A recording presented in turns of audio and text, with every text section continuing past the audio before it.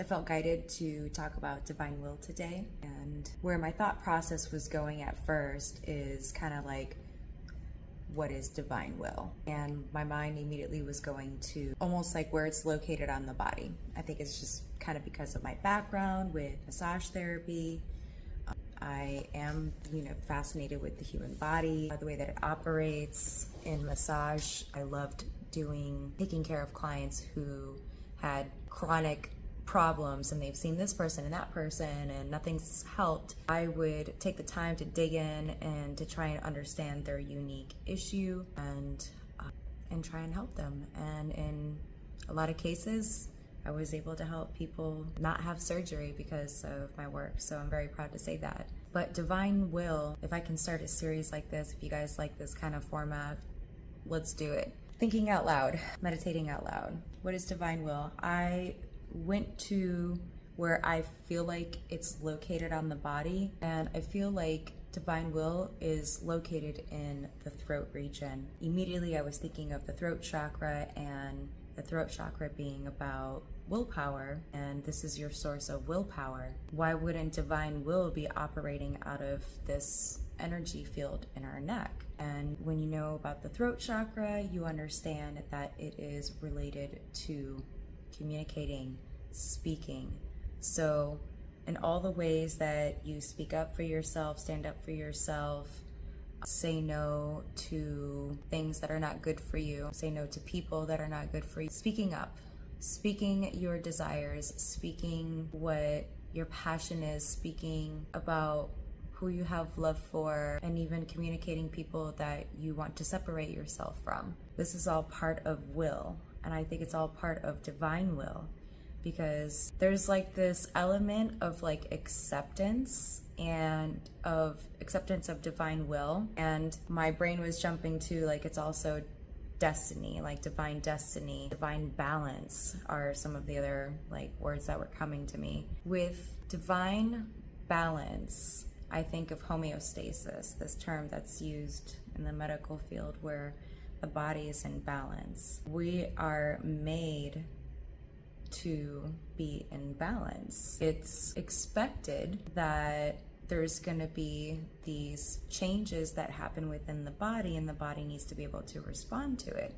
So we have all these organs and systems that were created to help bring balance to the body so we can operate at our fullest potential. And on a spiritual note, to be able to operate at our fullest potential, there's this sense of divine balance. As I've learned through the years, divine balance isn't just all positivity, it's also acceptance of the things that are negative. How we handle those experiences, both the positive and the negative, ultimately determines our future. As you know, every decision is impactful, very powerful. So it's, I would say, important to make sure that every decision is thoughtful, using mindfulness. I've been practicing mindfulness, 12 years, more. No, definitely more, because I was like before I met Mark. Yeah, so like 15 years ago. And being mindful of my thoughts, being mindful of every action I take. And it's like that butterfly effect, how it ripples out into the universe and can either create a tsunami or create the spread of seeds to create a lush landscape that provides life for so many species, not just my own. With that theory in mind, and with how I personally think and feel like, every action I take must be purposeful, must have integrity, it must give life to everything around me. It's not supposed to just serve me. I just kind of have this natural urge, I guess you can say. I'm still learning to perfect my actions and my words, but I do feel we all have a very similar innate desire in that regard. So desire to be perfect, in our own way, we all desire to have like a perfect outcome for everything.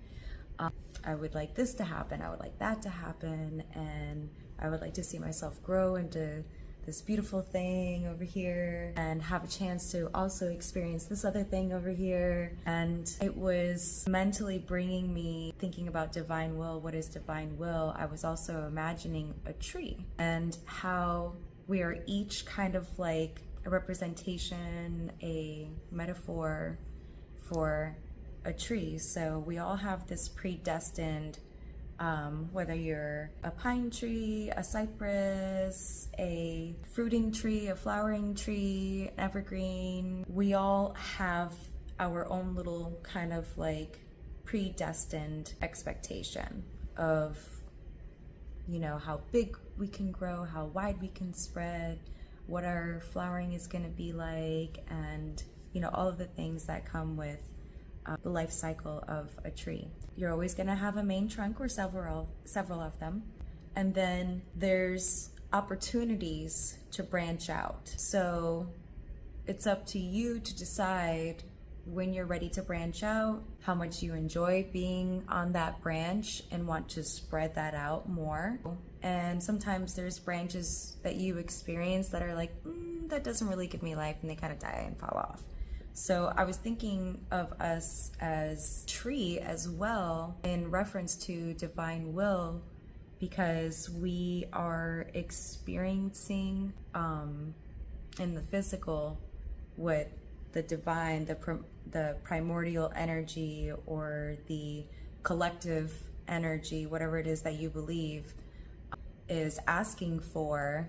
I was kind of stumbling on the thought of like, you know, sometimes you don't have control of who your neighbors are, what's growing next to you, and when you're a tree, you're planted in one place, and sometimes there's things that drop into your life that are like, you know, it's gonna be a little extra work to get my water, to get my sunshine. Emotionally, what this translates to is, how does this affect me in my daily life, is this energy of divine will, divine purpose, divine balance, is that if you're ever in a place where you have nothing to look forward to, you already have a divine path in place, and you always have that to look forward to.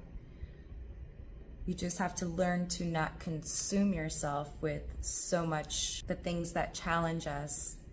And depending on the environment and who your neighbors are, you know, who you're surrounded with, it can be quite a challenge. Deep down inside, we know what our life expectancy is going to be.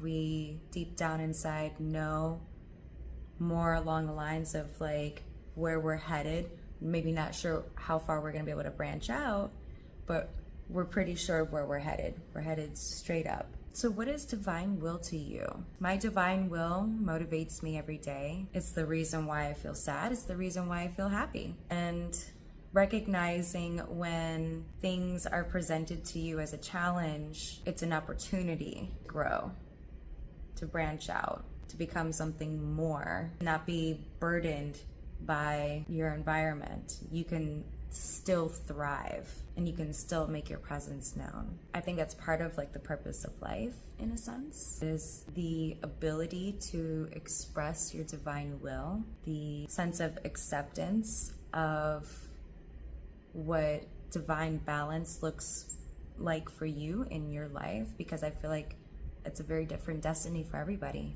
and that's why we're so unique. But we all have that innate similarity of being able to thrive no matter where we are. I don't know where that's headed, but just some food for thought.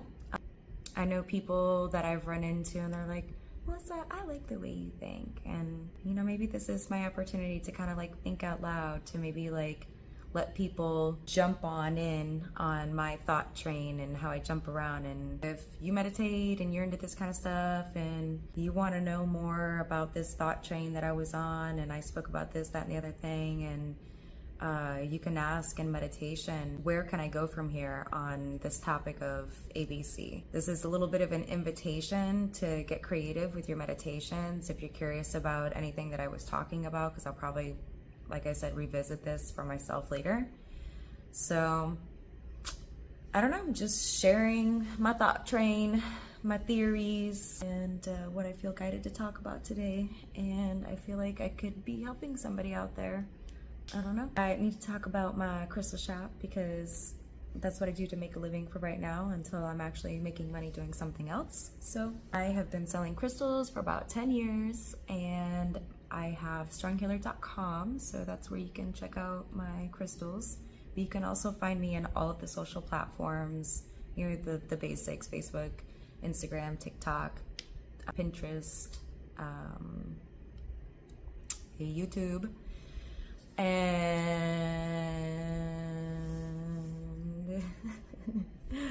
I don't write a script, so here it is. Thank you for watching, and maybe I'll see you again soon. Bye.